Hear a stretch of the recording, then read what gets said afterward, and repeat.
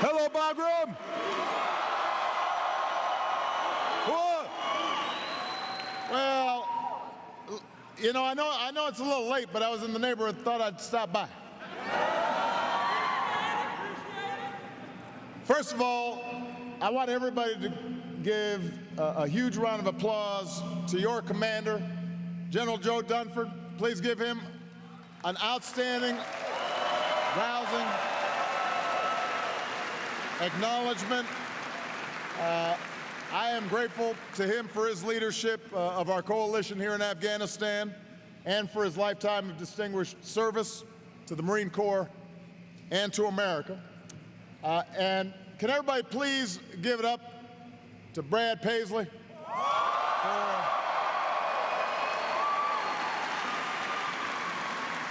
Now,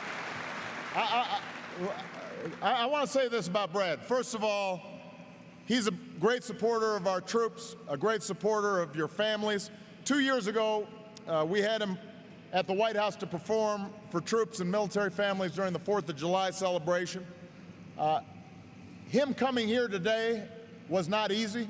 He had just started a tour, and he had to juggle a lot of stuff and had to try to figure out how to explain it to people without explaining it to people.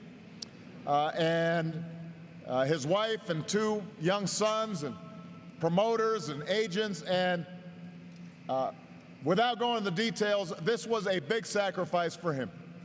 And he did it because he cares so deeply about you. So I'm so grateful to him. I want to make clear, though, I will not be singing. So, oh, you really want me to sing, huh? No. But I do want to just say to Brad, thank you so much for doing this. I want to acknowledge our outstanding ambassador, Jim Cunningham, who's here with his lovely wife. And Jim leads an incredible team of civilians at our embassy and across this country. They are also making sacrifices, also away from their families, oftentimes themselves at risk as they serve. I know those of you in uniform couldn't do your jobs without these Americans as your partners, so we salute the dedicated service of all the civilians who are here, led by Jim Cunningham. Give them a big round of applause.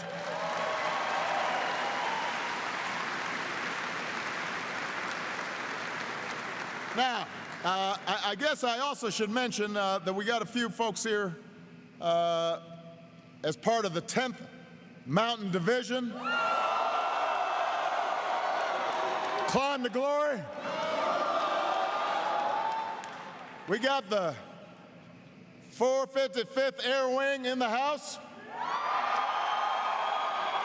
The Task Force Mule Skinners. Task Force Thunder. Task Force Rugged.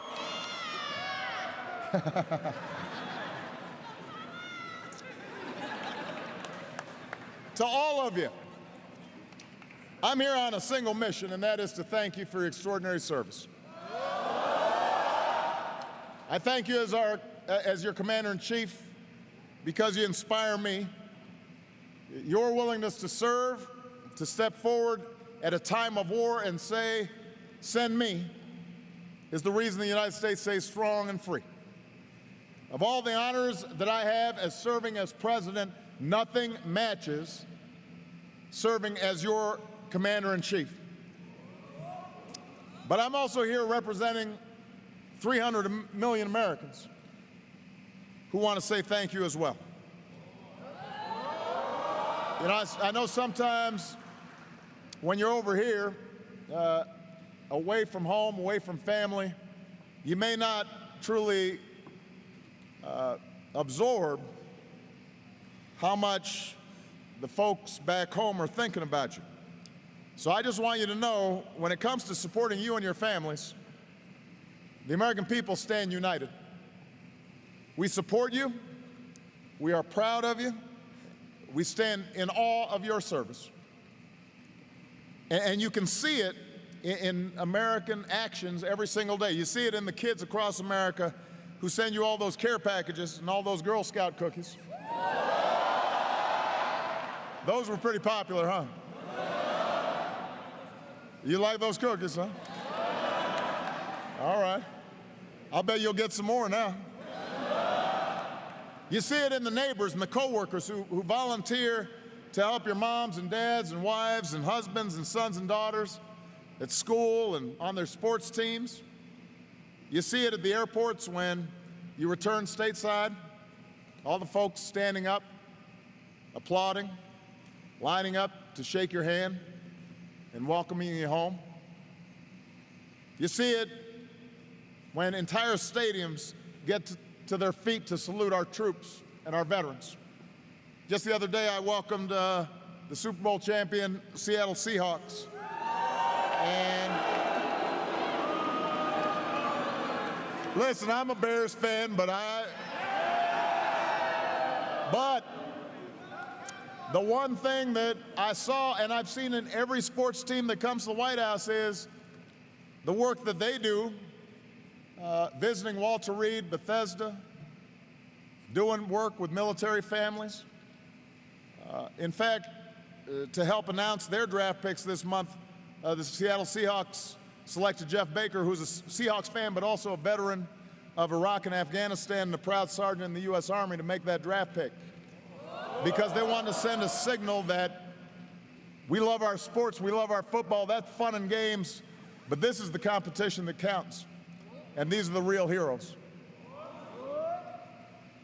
You see America's gratitude every time I present a veteran of Afghanistan with our nation's highest military decoration, the Medal of Honor. We bestow that medal on an individual, but every time that we bestow that medal, whoever is the recipient says he accepts it on behalf of the whole team and everybody who wears the uniform of the American Armed Forces. And when those citations are read, Americans all across the country stop and they listen. And they're stirred by the sacrifices you render for each other and for all of us. So I'm here to say thank you. And I'm here to say how proud I am of you. And I'm here to say how proud I am of your families. Because in some ways, in ways large and small, they're sacrificing just like you are. But I'm also here because after more than a decade of war, we're at a pivotal moment. You know, last year marked a major milestone. For the first time, Afghan forces took the lead to secure their own country. And today, you're in a support role, helping to train and assist Afghan forces. For many of you, this will be your last tour in Afghanistan. And by the end of this year, the transition will be complete, and Afghans will take full responsibility for their security, and our combat mission will be over. America's war in Afghanistan will come to a responsible end.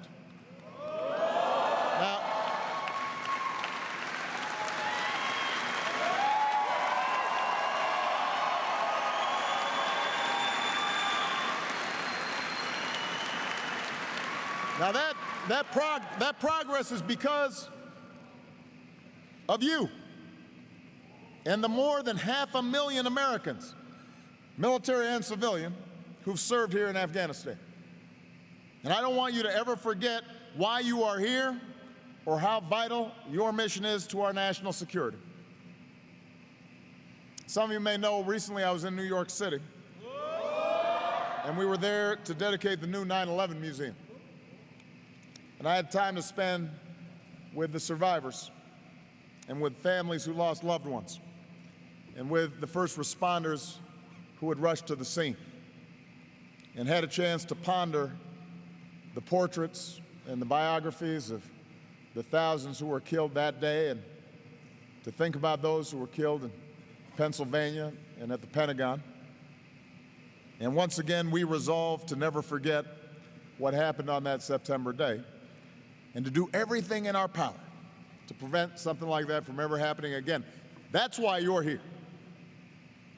That's why you're here. And I noticed some of you don't remember, because as I was getting a briefing while Brad was singing, I saw a picture of the Twin Towers in the operation room nearby, so I know you don't forget.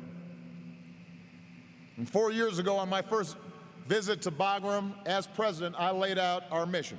And General Dunford and Ambassador Cunningham just gave me a briefing on your progress, and today every single one of you, everybody who has served here, and all the members of our coalition can be proud because you are completing our mission. You're completing the mission. We said that we were going to deny al-Qaeda safe haven, and since then we have decimated the al-Qaeda's leadership in the tribal regions, and our troops here at Bagram have played a central role in supporting our counterterrorism operations, including the one that delivered justice to Osama bin Laden. So, along with our intelligence personnel, you've helped prevent attacks and save American lives back home. Al-Qaeda is on its heels in this part of the world, and that's because of you. We said that we were going to reverse the Taliban's momentum, and so you went on the offensive, driving the Taliban out of its strongholds. Look, everybody knows Afghanistan's still a very dangerous place. Insurgents still launch cowardly attacks against innocent civilians. But just look at the progress that you've made possible. Afghans reclaiming their communities and more girls returning to school. Dramatic improvements in public health and life expectancy and literacy. That's your legacy. That's what you did. Even with all the challenges, more Afghans have hope for their future, and so much of that is because of you. We said that we were going to strengthen the capacity of Afghan forces so they could take more responsibility for their own security. So you've been training Afghan forces and building Afghan forces up. And we know they've still got a long way to go, but for nearly a year, Afghans have been in the lead, and they're making enormous sacrifices. You look at the casualties they're taking on. They are willing to fight. Afghan forces are growing stronger. Afghans are proud to be defending their own country. And that, again, so much of that is because of you. Think about last month's election. Despite all the threats from the Taliban, the Afghan people refused to be terrorized. They registered to vote. Afghan security forces secured thousands of polling places. Then millions of Afghans lined up to cast their ballot. And next month's runoff will be another step toward the first democratic transfer of power in the history of this nation. That's a tribute to the courage and determination of the people of Afghanistan, but it is also a tribute to you and the sacrifices of so many Americans and our coalition partners, everything that you've done over the years. Now, we know that this progress has come at a heavy price. Tomorrow's Memorial Day.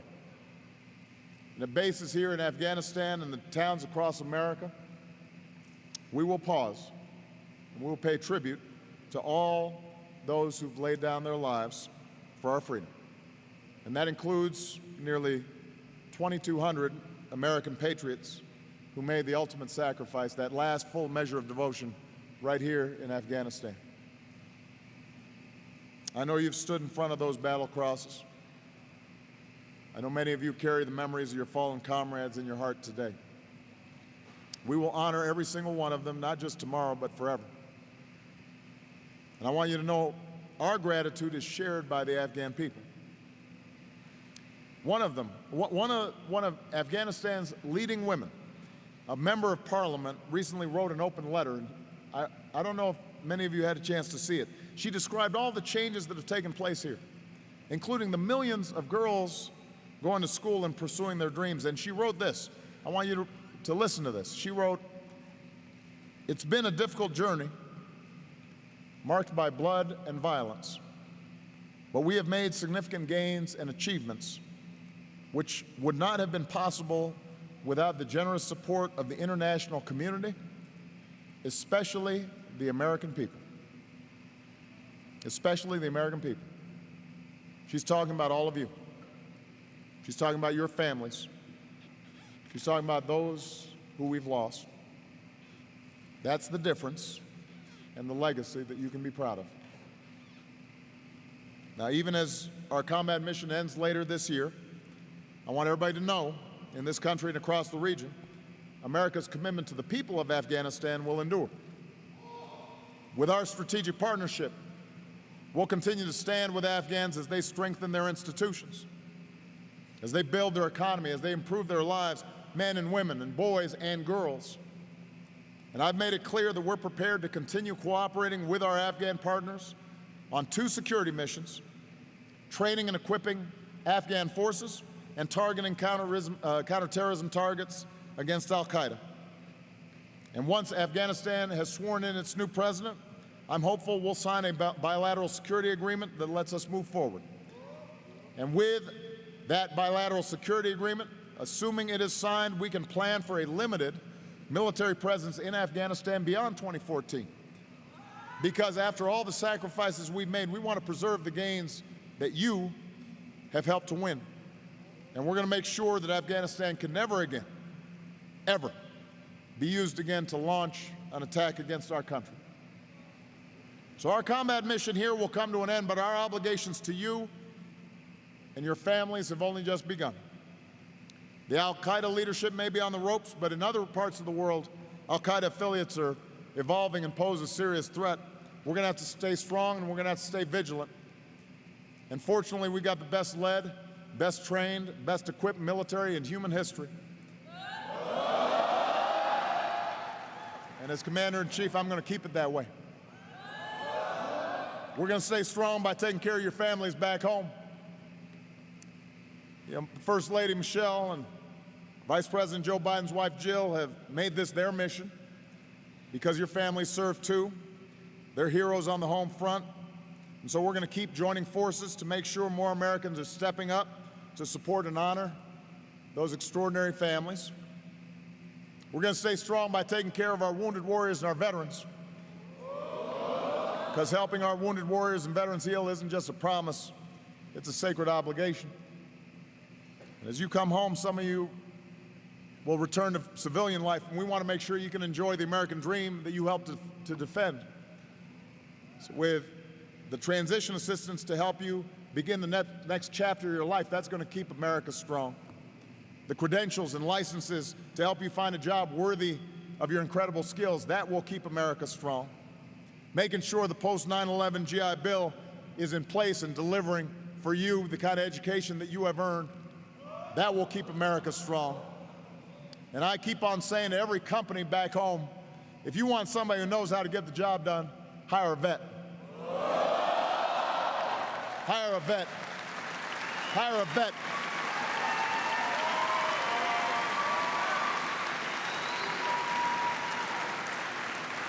Because like generations before you, we need you to help us write the next great chapter in the American story. And I know you'll do that because I've seen the character of your service, and I know the strength of our country. Going back to New York and thinking about that tragedy 12 years ago, in those awful moments after the Twin Towers fell, as the wreckage was still burning, those at the scenes were desperately looking for survivors. One of those searching was a detective at the NYPD.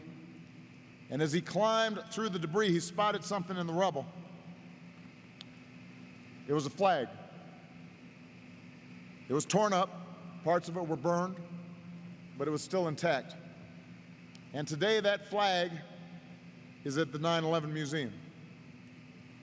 It's dusty and it's torn, and you can see the burn marks from the fires. That flag's been through a lot. But the thing you notice is its broad stripes and bright stars still shine. Its red, white, and blue still inspire. After all it's been through, after all America's been through, our flag is still there. And our flag is still there because when our nation was attacked, a generation, this generation, the 9/11 generation, stepped up and said, "Send me." Our flag's still there because you've served with honor in dusty villages and city streets and in rugged bases and remote outposts, in Helmand and Kandahar and Khost and Kunar and Patika and Nuristan. Our flag is still there because through this long war, you never wavered in your belief that people deserve to live free from fear, over here and back home. Our flag will always be there because the freedom and liberty it represents to the world will always be defended by patriots like you.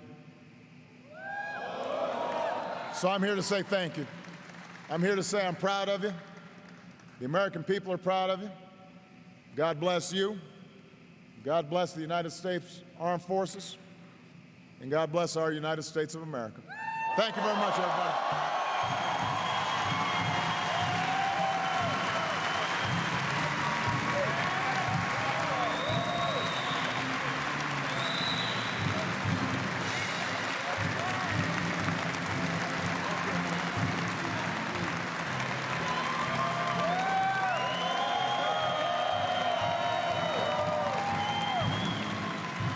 Thank you, everybody.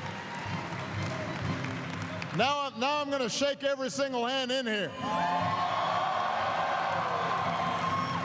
Although I may not be able to take a